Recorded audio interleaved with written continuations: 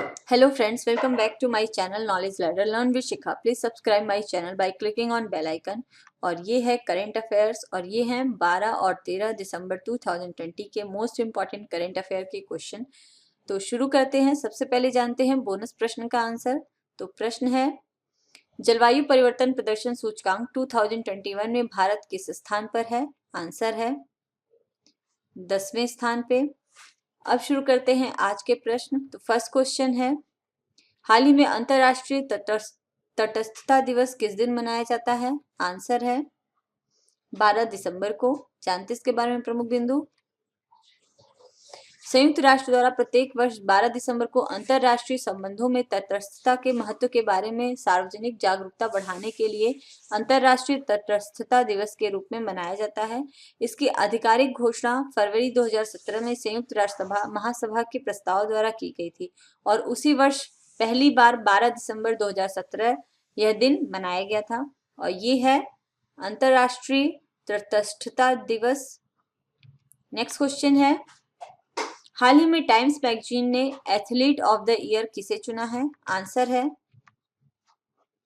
Basketball खिलाड़ी LeBron James को। जानते हैं इसके बारे में प्रमुख बिंदु। अमेरिका के बास्केटबॉल खिलाड़ी लेब्रन जेम्स को टाइम मैगजीन ने एथलीट ऑफ द ईयर चुना है। अमेरिका में इस साल नस्ल भेद की कई घटनाओं के बाद लेब्रन ने मोर देन और वोट नाम से एक कैंपेन चलाया था। मैगजीन ने इसी को आधार बनाते हुए उन्हें अपने कवर पेज पर जगह दी है। वे NBA team Los Angeles Lakers से खेलते हैं और पिछले दिनों टीम को टाइटल भी जिताया है। और ये हैं लेब्रन जेम्स। नेक्स्ट क्वेश्चन है,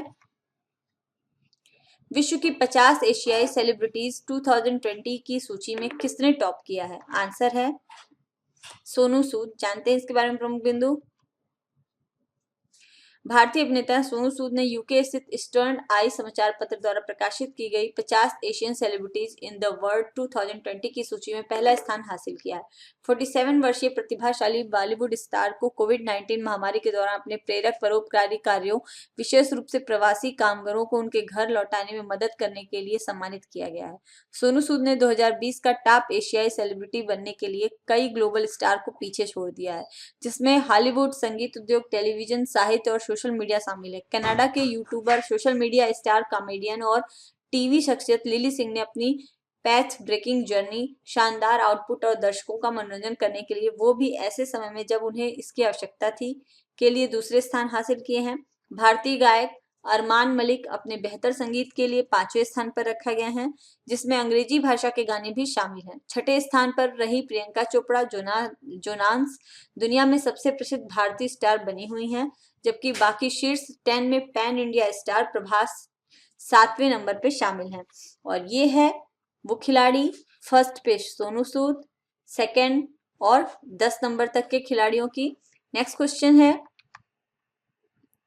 हाल ही में किस देश के पीएम लुडोविक ओरबान ने अपने पद से इस्तीफा दे दिया है? आंसर है रोमानिया के। जानते हैं इसके बारे में प्रमुख बिंदु। रोमानिया के प्रधानमंत्री लुडोविक ओरबान ने 2020 के संसदीय चुनाव में अपनी सत्तारूढ़ नेशनल लिबरल पार्टी की हार के बाद अपने पद से इस्तीफा दे दिया है। इसके बाद रोमानिया के राष्ट्रपति क्लास इयोहनीस ने रक्षा मंत्री निकोल इयोनेल सिवका को देश का अंतरिम प्रधानमंत्री नियुक्त किया है। और ये है लुडोविक ओरबान, जिन्होंने अपने पद से इस्तीफा दे दिया है। नेक्स्ट क्वेश्चन है, हाल ही में जीटी सवेरा अवार्ड्स 2020 में responsible business of the year से किसे सम्मानित किया गया है? आंसर है हिंदुस्तान जिंक को। जानते हैं इसके बारे में प्रमुख बिंदु।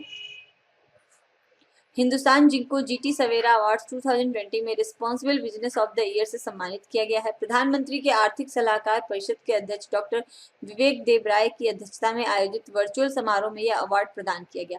कंपनी के मुख्य कार्यकारी अधिकारी अरुण मिश्रा ने कहा कि हम समाज और राष्ट्र के प्रति उत्तरदायी एवं स्थानीय समुदाय के साथ मिलकर कार्यरत हैं। और ये है हिंदुस्तान जिंक। नेक्स्ट क्वेश्चन है, भारत में दुनिया के पहले satellite based narrow band internet of things network की घोषणा किसने की है? आंसर है बीएसएनएल ने। जानते हैं इसके बारे में प्रमुख बिंदु। स्लाइको के साथ साझेदारी में बीएसएनएल ने भारत में दुनिया के पहले satellite based narrow band internet of things network की घोषणा की। यह भारत में किसानों, मछुआरों, खनन, निर्माण और लॉजिस्टिक इंटरप्राइजेस की मदद करने वाले डिजिटल इंडिया मिशन के लक्ष्यों को प्राप्त करने में भी मदद करेगा। यह मेड इन इंडिया समाधान भारतीय समुद्री क्षेत्र सहित बीएसएनएल सैटेलाइट ग्राउंड इंफ्रास्ट्रक्चर को जोड़ेगा। यह नवीन और सस्ती दूरसंचार सेवाएं प्रदान करने के लिए प्रौद्योगिकी का लाभ उठाने के लिए बीएसएनएल के दृष्टिकोण के तहत पेश किया गया है।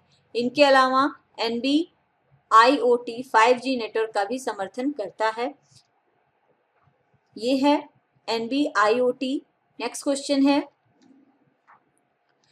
किस राज्य ने हाथियों में एंथ्रेक्स के मामले दर्ज करने के बाद एक नया टीकाकरण अभियान शुरू किया है? आंसर है असम। जानते हैं इसके बारे में प्रमुख बिंदु। देहिंग पेटकाई वन्यजीव अभ्यारण्य की रायपुर रेंज में 2 हाथी मृत पाए गए। यह हाथी बेसिलस एंथ्रेकिस के कारण होने वाली एक जूनोटिक बीमारी एंथ्रेक्स के लिए पॉजिटिव पाए गए थे। इस घटना के कारण राज्य के वन विभाग ने तत्काल टीकाकरण अभियान शुरू किया। अब 5 किलोमीटर के दायरे में सभी पशुओं और मवेशियों को टीका लगाया जाएगा। नेक्स्ट क्वेश्चन है,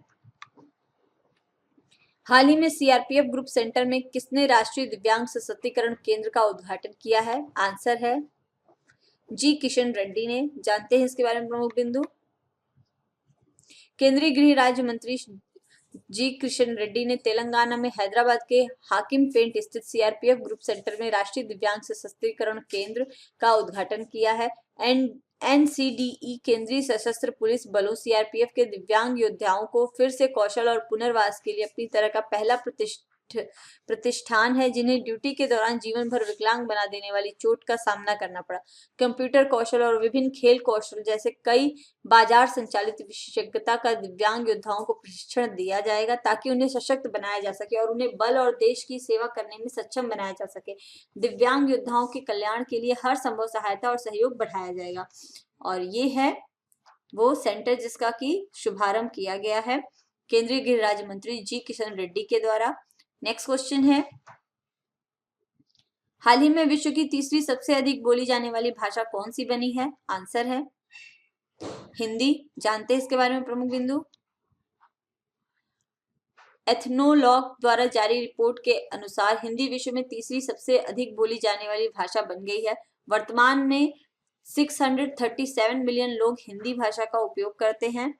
इस सूची में दूसरे स्थान पर चीनी मंदारिन भाषा है, इसे 1120 मिलियन लोग बोलते हैं। अंग्रेजी विश्व की सबसे अधिक बोली जाने वाली भाषा है, जिसे 1268 मिलियन लोग अंग्रेजी भाषा का उपयोग करते हैं। हिंदी भारत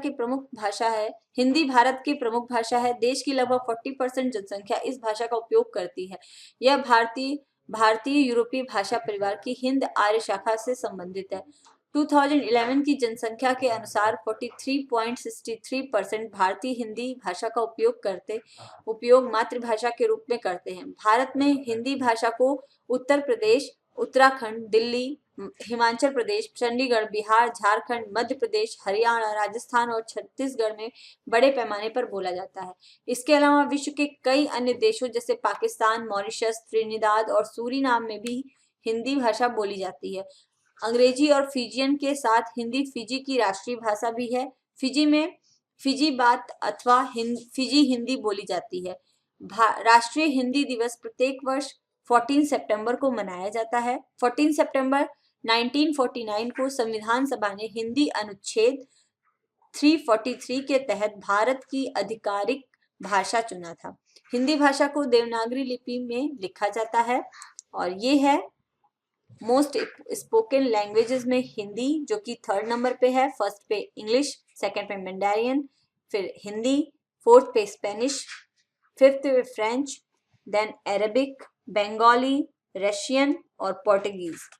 नेक्स्ट क्वेश्चन है, भारत ने किस देश के साथ राजनीतिक साझेदारी को मजबूत करने के लिए 9 समझौतों पर हस्ताक्षर किए हैं? आंसर है उज्बेकिस्तान के साथ। जानते हैं इसके बारे में प्रमुख बिंदु। भारत और उज्बेकिस्तान ने विभिन्न क्षेत्रों में 9 समझौतों और सहमति पत्रों पर हस्ताक्षर किए हैं। इनमें सौर ऊर्जा, डिजिटल प्रौद्योगिकी और उच्च प्रभावी सामुदायिक विकास परियोजना क्षेत्र शामिल है।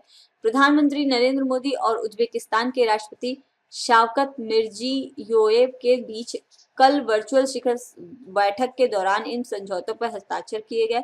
इनमें export import bank of India और उज्बेकिस्तान के बीच डॉलर क्रेडिट लाइन समझौता, भारत के केंद्रीय अप्रत्यक्ष कर और सीमा शुल्क बोर्ड तथा state custom committee of Uzbekistan के बीच राष्ट्रीय सीमा पर वस्तुओं के पहुंचने से पहले सूचना का आदान प्रदान भी शामिल है। इसके अलावा सरदार वल्लभ भाई पटेल राष्ट्रीय पुलिस अकादमी और उज्बेकिस्तान के आंतरिक मामलों के मंत्रालय के अकादमी तथा भारतीय जनसंचार संस्थान और पत्रकारिता विश्वविद्यालय और जनसंचार विश्वविद्यालय के बीच समझौता ज्ञापनों का हस्ताक्षर किए गए हैं। और ये हैं उज्बेकिस्तान के राष्ट्रपति शावकत मिर्जियोयेव और ये हैं भारत के प्रधानमंत्री नरेंद्र मोदी, जिनके बीच ये समझौता हुआ है। तो फ्रेंड्स, कंप्लीट होते हैं आज के 10 मोस्ट इंपॉर्टेंट करंट अफेयर के क्वेश्चन। अब शुरू करते हैं आज का बोनस प्रश्न। क्या है? तो बोनस प्रश्न है, भारत में अगली पीढ़ी के 5G उपकरण का उत्पादन किस कंपनी ने शुरू किया है? इसका आंसर आप सभी मेरे कमेंट बॉक्स में जरूर कीजिएगा और अगर आपको मेरा चैनल पसंद आता है तो इसको लाइक कीजिए, शेयर कीजिए और सब्सक्राइब कीजिए। Thanks for watching. कल फिर मिलते हैं। बाय।